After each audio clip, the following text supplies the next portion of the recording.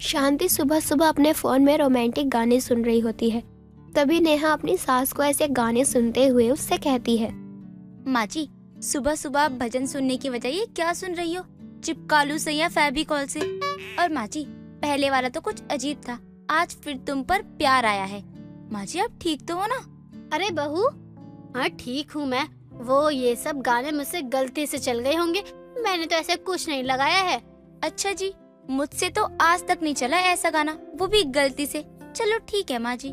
देख बहू, बेशक उम्र मेरी 55 की हो गई हो, लेकिन दिल तो अभी भी बचपन का ही है। हाँ हाँ, क्यों नहीं माँ जी, मैं कुछ दिनों से देख रही हूँ आपको ज्यादा ही रोमांटिक बातें कर रही हो। कुछ खास वजह है क्या? अरे बहू, अब तो मेरी टांग खिंचाई ना कर, उसके लिए विमला काफी है। अरे क्या बात है, दोनों सास बहू मेरे नाम का गीत क्यों गा रहे हो? विमला, बड़ी लंबी उम्र है तेरी, आ बैठ, चाय पी ले। अब शांति और विमला बैठकर चाय पीते हुए बातें कर रही होती हैं। आज शाम में बाजार चलेगी ना? देख, मैं तुझे ताजे संतरे दिलवा दूंगी। देख, किसी दिन तू भी फंसेगी और मुझे भी फंसवाएगी। मैं नहीं जाऊंगी रोज रोज तेरे साथ बाजार, तू समझने की कोशिश कर। माँ जी ने विमला काकी को कहा कि वो उन्हें संतरे दिलवाएंगी, लेकिन विमला काकी संतरे के लिए हाँ कहने की बजाय ये कह रही है फंसवाएगी क्या? विमला काकी ये सब क्यों कह रही है? कहीं माँ जी विमला काकी को संतरे चोरी करके तो नहीं देती? इन दोनों के बीच क्या खिचड़ी पक रही है, पता तो लगाना ही पड़ेगा। देख विमला, अगर मुझे तू नहीं समझेगी तो कौन समझेगा? चलना मेरे साथ, तू बस नजर रखियो, मैं तुरंत आ जाऊंगी। देख, अब तेरा ज्यादा हो रहा है, इतनी भी क्या बेचैनी? मेरा काम था तुझे समझाना, सो मैंने समझा दिया। बाकी को अब गड्ढे में गिर उठ या तेरे साथ कुछ भी हो, मैं तेरे साथ नहीं हूँ। बस यही थी तेरी दोस्ती? जब मुझे तेरे साथ की जरूरत हुई तो तू मुझे छोड़कर जा रही है। थोड़ा धीरे बोल, बहू भी है घर में। चल शाम को मिलते हैं। तू जब तक है ना मेरे साथ, मेरे ऊपर से शनि ग्रह नहीं जाएगा। और जिस दिन ये बात तेरे बूढ़े या तेरे घर में पता लगी ना, तो तेरे साथ साथ मैं भी घर से निकाली जाऊंगी। ये सब कान लगाए नेहा सुन लेती है और वो जितना समझ पाती उससे उसे यही समझ आता कि उसकी सास शांति और पड़ोसन विमला बाजार में चोरी की बातें कर रही है। माँ जी और विमला काकी का बाजार में किसी चोरी को लेकर प्लान बन रहा है, लेकिन ये तो सरासर गलत है। क्या मैं इसके बारे में पापा जी को कहूँ या उन्हें? नहीं नहीं, ये तो औरतों का मामला है। इससे पहले ही मैं सुलझाने की कोशिश करती हूँ, उसके बाद अगर मुझसे नहीं समझी ना माँ जी, तो पापा जी को सब बता दूंगी। अब देर शाम होते ही नेहा देखती है शांति ने अच्छे से तैयार किया हुआ है खुद को। उसके बाद वो परफ्यूम लगाते हुए गाना गा रही है। सजना है मुझे, सजना के लिए जरा उलझी लटे सवार लूं, हर अंग रंग निहार लूं। सजना है मुझे, ला ला ला ला ला ला। माँ जी को अचानक किया हुआ है। आजकल के चोर भी ना कितने मॉडर्न हो गए, चोरी भी सज धज के करने जा रहे हैं। विमला, तुझे भी तो कोई अच्छी साड़ी पहननी थी ना, तू भी ना किसी दिन मेरे साथ नाक कटवा कर ही मानेगी। मुझे क्या लेना देना उस लपेटू का? मैं तो उसे भाव भी ना दूं, ना जाने तुझे वो कहाँ से पसंद आता है। नेहा को अभी तक तो दोनों चोरी के मिशन पर जाती ही लग रही थी, लेकिन जब विमला कुछ ऐसी बातें करती है जिससे नेहा को लगने लगता है कि दाल में कुछ तो काला है, अब दोनों घर से निकल पड़ती हैं। शाम का समय था, लेकिन दोनों के पीछे होती है नेहा, जो दोनों की जासूसी करते हुए एक रेस्टोरेंट में पहुंच जाती है। इन्होंने तो कल फल चुराने का प्लान बनाया था, तो यहाँ रेस्टोरेंट में क्या कर रही है? इन्हें यहाँ क्या काम है? विमला, कहाँ रह गया ये लपेटू? उसने आज ही बोला था किस एड्रेस पर आना है और खुद नहीं आया। अरे आता ही होगा। वैसे तो उसके लिए क्या गिफ्ट लेकर आई है? हाँ, इस बैग में लाल गुलाब लाई हूँ मैं अपने लपेटू के लिए, लेकिन वो रह कहाँ गया? जरा मेरे मुन्नत पेजर मोबाइल से लपेटू को कॉल तो मिला। सच कहूँ तो मैं 1 महीने से डेटिंग पर थी, पर आज इस साड़ी में तो कहर ढा रही हूँ। हाँ क्यों नहीं, इस उम्र में तो तुझे ही जहर लग सकती है, क्योंकि और कोई तो तुझे एक वक्त का खाना भी ना पूछे। अब ये लपेटू क्या है? 1 मिनट, आज तो वैलेंटाइन डे है और माँ जी ने पहनी भी लाल साड़ी है, यानी मेरी सास यहाँ किसी के साथ वैलेंटाइन डे मनाने आई है। हे प्रभु, इस उम्र में माँ जी को भी ना जाने कौन से शौक चढ़ रहे हैं। अरे वो देख, आ गया मेरा लपेटू, कितना सुंदर लग रहा है। हाँ हाँ, सिर्फ तुझे ही सुंदर लग रहा है, मैं तो ऐसे पर चप्पल फेंक कर मारूं। चुप कर तू और थोड़ा बाहर घूम कर आ, ताकि मैं अपने लपेटू से 2-4 प्यार भरी बातें कर लूं। हाँ तो लाई क्यों थी मुझे यहाँ? खुद आती ना अकेले, तब पता चलता। अभी तो मैं बाहर जा रही हूँ, लेकिन कुछ ऊंच नीच हुई ना तो मुझे मत बोलियो। जाती है, वेटर को बुलाऊं? अरे बाप रे बाप, इस फल वाले को देखकर जब इसकी इतनी नीयत खराब होती है, अगर अमिताभ बच्चन यहाँ आ जाए तो ना जाने इसका क्या ही होगा। नेहा सब कुछ सुन रही होती है और उसे सब कुछ समझ भी आ जाता है, लेकिन वो वहाँ बैठी अब भी अपनी सास का ड्रामा देख रही थी। वो देखती है कि वो लपेटू को गुलाब का फूल निकाल कर देती है, वो भी शांति को बड़ा सा चॉकलेट देता है और दोनों एक दूसरे का हाथ पकड़े बातें कर रहे होते हैं। इस उम्र में माँ जी ये सब कर रही हैं, उन्हें एक बार ये सब करते हुए शर्म नहीं आई? एक मैं हूँ, अपने वाले को कुछ बोलने से पहले ही शर्मा जाती हूँ, लेकिन माँ जी का तो क्या ही कहना। शांति, आज हमारा पहला वैलेंटाइन है, इस दिन को हम हमेशा याद रखेंगे।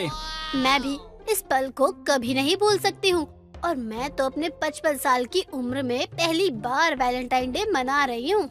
इस तरह उस रेस्टोरेंट में शांति को करीब 1 घंटे से ज्यादा बीत जाता है और नेहा अपनी सास के कारनामे देख रही होती है।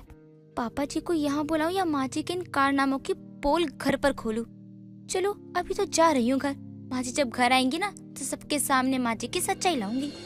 नेहा अब घर आ जाती है और अपने कामों में लग जाती है। नेहा का ससुर बहादुर भी जब घर आता है तो शांति को ढूंढता है। बहू, शांति कहीं नजर नहीं आ रही, कब से देख रहा हूँ, कहीं दिख ही नहीं रही। माँ जी तो बस आती ही होंगी। वो क्या है ना, आज माँ जी का पहला वैलेंटाइन डे था तो समय लग गया होगा। बहू, ये तू क्या कह रही है? थोड़ी भी शर्म कर ले, तेरी सास है वो, और ये वैलेंटाइन डे वो मेरे साथ भी नहीं मनाती है, ये तो बच्चे मनाते हैं, हमारी तो उम्र हो चुकी है ना। पापा जी, वो आपके साथ नहीं किसी और के साथ वैलेंटाइन डे मना रही हैं। लो आ गई माँ जी, अब आप दोनों ये फोटो देखते हुए खुद फैसला कर लो।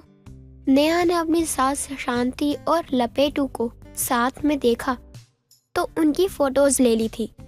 वो अपने ससुर को वो फोटोज दिखाती है। अब बहादुर गुस्से में शांति से कहता है, कहाँ गई थी तुम? और ये जो फोटो में है ये कौन है? जी यहाँ तो मैं और विमला साथ गए थे, बल्कि इसे तो मैं जानती भी नहीं। थोड़ी तो शर्म कर लो, अपने पति से झूठ कह रही हो। बहू ने सब बता दिया है मुझे। वो ऐसा कुछ नहीं है, चाहो तो आप विमला से पूछ लो। विमला से पूछूं? अरे उसका और तेरा पेट एक ही है, उससे पूछ के कोई फायदा नहीं है। आज से तेरा घर से बाहर जाना बंद। बहादुर उस दिन से शांति पर नजर बनाए रखता था, लेकिन जो भी हो, शांति का पहला वैलेंटाइन बीता बहुत खूब है, भले ही उसे बाद में बाहर जाने नहीं दिया जाता था। रीना अपनी सास सुरेखा के पास जाती है और बोलती है, माँ जी 1 साल होने वाला है मेरी शादी को, तो जब हमारी सालगिरह होगी तो हम बहुत ही बड़ी पार्टी रखेंगे, जान पहचान के सभी लोगों को बुलाएंगे। मुझे तो पता ही नहीं चला कि कैसे इतना समय बीत गया। बहू, ऐसा ही होता है, शादी हो जाती है एक बार, फिर तो उसके बाद गृहस्थी में ही रम जाते हैं पूरी तरह से। क्या ही पता चलेगा कि कब 1 साल हुआ और कैसे सब हो गया। बस सब अच्छा ही होना चाहिए। हाँ माँ जी, सब अच्छा ही रहे। अब तक तो मेरे और अंकुर जी के बीच में किसी बात को लेकर छोटी सी भी बहस नहीं हुई है। पहले मैं बहुत घबरा रही थी कि शादी के बाद सब कैसे संभालूंगी। हाँ बहू, मैं तेरा डर समझ रही हूँ। ये डर हर लड़की के मन में होता है, लेकिन जब एक बार शादी हो जाती है तो सारे डर मन से निकल जाते हैं। और तू है भी तो इतनी प्यारी, सब अच्छे से संभाला है तूने। माँ जी, आपसे एक बात कहूँ, अगर आप बुरा ना माने तो? बहू, बुरा मानने वाली बात तो तू बोल ही नहीं सकती, ये मुझे पता है, लेकिन फिर भी बता क्या बात है। माँ जी, वैलेंटाइन डे आने वाला है और ये वैलेंटाइन डे ना हमारी शादी के बाद का पहला वैलेंटाइन डे होगा। तो मैं सोचती हूँ कि इस वैलेंटाइन डे पर मैं अंकुर जी के लिए कुछ खास करूँ, पूरा दिन हम साथ में बिताएं। बहू, ये सब तो पति से की जाने वाली बातें हैं, इसमें मुझसे पूछने की क्या जरूरत है। माँ जी, आपकी बात सही है, लेकिन अंकुर जी को काम से फुर्सत ही कहाँ मिलती है जो वो मेरे लिए अपना एक पूरा दिन निकालें। जब से शादी हुई है मैं तो यही देख रही हूँ कि वो काम में ही बिजी रहते हैं। बहू, अब मुझे तेरी बात तो कुछ भी समझ नहीं आ रही। तो खुद ही साफ साफ बता दे, मैं अगर तेरी कुछ मदद कर सकती हूँ तो कर दूंगी, वरना ये सब दिन तो मुझे कुछ समझ ही नहीं आते। माँ जी, मैं बस इतना बोल रही हूँ कि वैलेंटाइन डे के दिन आप बस अंकुर जी की छुट्टी करवा दो, क्योंकि अगर वो घर पर ही नहीं रहेंगे तो मैं क्या ही कर सकती हूँ, और फिर मेरी बात सुनते कहाँ है वो। ठीक है बहू, जैसे तुझे ठीक लगे। अगर तुझे इसमें ही खुशी मिलती है तो मेरे लिए अंकुर से बोल दूंगी कि वो छुट्टी कर ले और पूरा दिन तेरे साथ बिताए। अब तो खुश है ना तू? नहीं माँ जी, उन्हें ये मत बोलना कि मैंने आपको सब बोला है, वरना प्लान खराब हो जाएगा। कोई भी बहाना बना देना ना माँ जी, और वो बहाना उन्हें सही लगे बस।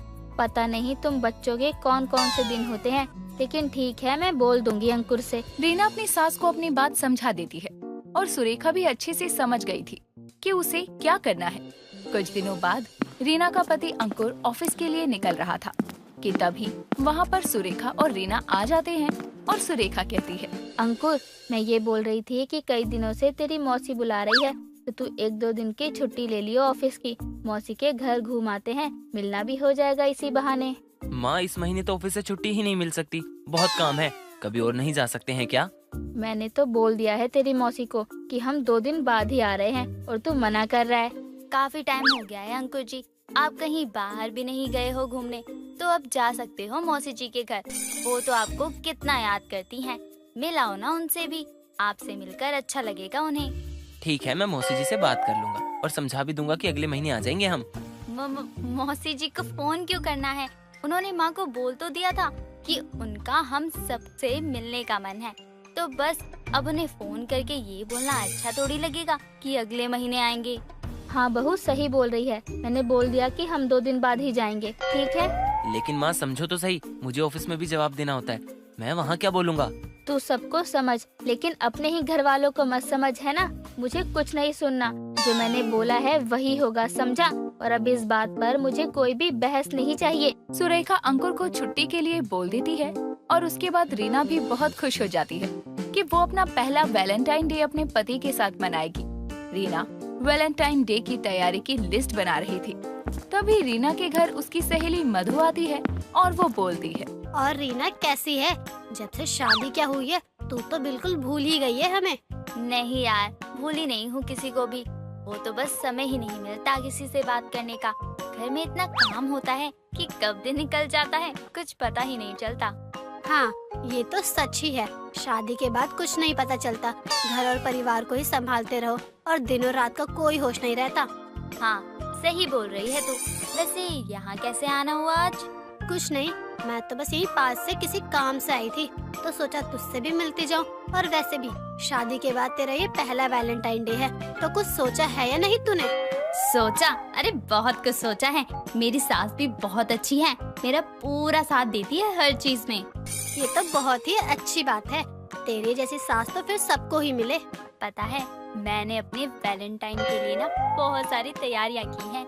वो क्या है ना, पति के लिए सरप्राइज भी होगा, उन्हें तो इसके बारे में कुछ पता ही नहीं है, खुश हो जाएंगे वो बहुत ही। रीना अपने दोस्त को अपने वैलेंटाइन डे की तैयारियों के बारे में बता रही थी कि तभी वहाँ पर सुरेखा आती है और ये सब सुनकर सुरेखा कहती है, बहुत जानती हूँ मैं कि तू बहुत ही खुश है, लेकिन जब तू जैसा चाहती है बिल्कुल वैसा ही वैलेंटाइन डे हो जाए तेरा, तो खुशी मनाइयो ना। अभी से ढिंडोरा पीट के क्या होना है। माँ जी, पूरी तैयारियाँ हो गई हैं और मुझे यकीन है आगे भी सब अच्छा ही होगा। मैं बहुत ही ज्यादा एक्साइटेड हूँ कि मेरा पहला वैलेंटाइन डे बहुत ही अच्छा जाने वाला है। बहू, मैं भी यही चाहती हूँ कि तेरा पहला वैलेंटाइन डे बहुत ही अच्छा जाए, लेकिन अभी से इतनी उम्मीदें लगाना अच्छी बात नहीं है। अगर कुछ भी ऊपर नीचे हुआ तो तुझे ही बुरा लगेगा ना। माँ जी, मैंने आपसे कुछ मदद क्या मांग ली, आप तो ये बोले जा रही हो कि मेरा वैलेंटाइन डे खराब ही जाए। अरे, जब अंकुर जी छुट्टी के लिए मान ही गए हैं तो अब सब अच्छा ही होगा ना, घबराना कैसा। रीना, वैसे तेरी सास सही बोल रही है, तू ना ओवर एक्साइटेड हो रही है। अगर कहीं तेरे हिसाब से नहीं हुआ तो सबसे ज्यादा तुझे ही ठेस लगेगी, बाकी तेरी मर्जी, जैसा तुझे ठीक लगे। अरे मैं हूँ ना, सब ठीक हो जाएगा। और माँ जी, आप ना वैलेंटाइन वाले दिन अपनी किसी सहेली के घर चली जाना। रीना अपने पहले वैलेंटाइन के लिए बहुत ज्यादा उत्सुक थी। जब वैलेंटाइन डे आता है तो सुबह सुबह ही रीना पूरा घर सजा देती है और अपनी सास को उनकी सहेली के घर भेज देती है। थोड़ी देर बाद जब अंकुर की आँख खुलती है तो पूरा घर सजा देखता है और रीना से कहता है, रीना ये सब क्या है? आज हमें मौसी के घर जाना है और तुमने घर सजा दिया। वो मैंने माँ जी से बोला था कि आपको छुट्टी करने के लिए मनाए, इसलिए माँ जी ने झूठ बोला था कि हमें मौसी के घर जाना है। लेकिन आज हमें मौसी के घर नहीं जाना। आज हम अपना पहला वैलेंटाइन डे साथ में मनाएंगे। तुम पागल हो क्या? मेरी इतनी इम्पोर्टेंट मीटिंग थी और तुमने बस वैलेंटाइन डे मनाने के लिए झूठ बोला। वैलेंटाइन डे तो हम रात में भी मना सकते थे। मुझे आपके साथ अपना पूरा दिन बिताना है। मुझे हमारा पहला वैलेंटाइन डे खास मनाना है। तुम्हारे इस वैलेंटाइन डे के चक्कर में मेरा कितना लॉस हो सकता है, ये तुमने सोचा? मेरे लिए ये मीटिंग बहुत इम्पोर्टेंट है और मैं जा रहा हूँ मीटिंग के लिए। अरे रुक जाओ अंकुर जी, मैंने इतनी सारी तैयारियाँ की हैं। ये सब शाम को भी हो सकता है। अंकुर इतना बोलकर वहाँ से चला जाता है। शाम को अंकुर और सुरेखा दोनों घर आते हैं और रीना को ऐसे देखकर सुरेखा कहती है, बहू ये अंकुर बाहर कहाँ से आ रहा है? माँ, आपने और रीना ने जो मिलकर प्लान बनाया था, कम से कम एक बार मुझसे पूछ तो लेते ना। माँ जी, मैंने इतना सब कुछ सोचा था कि हमारे पहले वैलेंटाइन डे पर सब कुछ अच्छा होगा, लेकिन अंकुर जी तो काम पर चले गए आज भी। तू कभी बहू के लिए भी सोच लिया कर, हमेशा काम ही दिखता है तुझे। माँ, मैं अपनी बीवी और आपके बारे में ही तो इतना सोचता हूँ। अगर तू अपनी बीवी के बारे में सोचता तो वो ऐसे रो नहीं रही होती। माँ, आज का खास दिन और खास तब होता ना जब हम साथ में खुश होते। और वैसे भी अगर रीना और मैं खुश हैं तो हमारे लिए हर दिन वैलेंटाइन डे है। मैं काम आप लोगों के लिए ही तो करता हूँ। अंकुर की बात रीना को समझ आती है और जो वैलेंटाइन डे पूरा खराब हो गया था, उसी शाम अंकुर और रीना बाहर जाकर साथ में रोमांटिक डिनर करके उसे मनाते हैं। नेहा बहुत ही मतलबी लड़की थी जो हमेशा अपना अपना ही सोचा करती। उसके किसी काम से अगर किसी को नुकसान भी हो जाए तो उसे कोई फर्क नहीं पड़ता था। वो बस अपना ही फायदा देखा करती। अपनी बेटी की इस आदत को देखकर उसकी माँ नीलम उसे बहुत समझाती थी, लेकिन नेहा अपनी माँ की बातों पर कोई ध्यान नहीं देती थी। एक दिन नेहा अपने दोस्तों के साथ सिनेमा हॉल के सामने खड़ी अपनी फ्रेंड रूबी का इंतजार करते हुए अपने दूसरे दोस्त से कहती है, यार मैंने रूबी को कितनी बार बोला है कि जब हम मूवी देखने के लिए जाया करे तब तो तू टाइम से आ जाया कर, लेकिन उसकी लेट करने वाली आदत जाती नहीं है। अब मूवी भी शुरू हो जाएगी और हम यहीं खड़े होकर महारानी का वेट करते रह जाएंगे। यार तू अब उसे कोसना बंद कर, आती ही होगी। तुझे पता है ना कि वो अपनी मौसी के साथ रहती है और उसकी मौसी उसे जल्दी बाहर नहीं निकलने देती। अगर उन्हें पता चला कि रूबी मूवी देखने गई है तो उसकी खैर नहीं, फिर भी वो हमारे लिए झूठ बोलकर आ रही है। ये तो सोच, हमेशा बस अपना ही अपना सोचती है। ज्यादा मत बोल अब तू। अगर मैं सिर्फ अपना सोच रही होती ना तो यहाँ तुम्हारे साथ खड़ी होकर रूबी का इंतजार नहीं कर रही होती, बल्कि हॉल में जाकर आराम से बैठकर मूवी देख रही होती। ये झूठ तू किसको बोल रही है? हमें अच्छी तरह से पता है कि तू यहाँ सिर्फ इसलिए खड़ी है क्योंकि टिकट रूबी के पास है और उसके बिना तो एंट्री नहीं हो सकती, वरना अब तक कब का अंदर जा चुकी होती तुम मूवी देखने। अब तो कुछ ज्यादा ही बोल रही है। मुझे तुम लोगों के साथ जाना ही नहीं है, मैं जा रही हूँ घर। नेहा इतना कहकर जैसे ही घर जाने के लिए पीछे मुड़ती है, तभी रूबी वहाँ आती है और नेहा को जाते हुए देखकर कहती है, तुम कहाँ जा रही हो मैडम? मैं आई और तुम चल दी।